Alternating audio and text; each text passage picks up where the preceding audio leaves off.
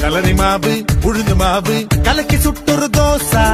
കൊതിച്ചു നിന്നാൽ മതിച്ചു വന്ന് ചിരിച്ചു കാട്ടണ ദോശ പല പലതരമാണ് ചെങ്കോട്ടക്കല്ലിലിട്ട് വെങ്കായം മീനകിട്ട് ചെറുമുല്ലപ്പായ പോലെ ഒണിയൻ ദോശ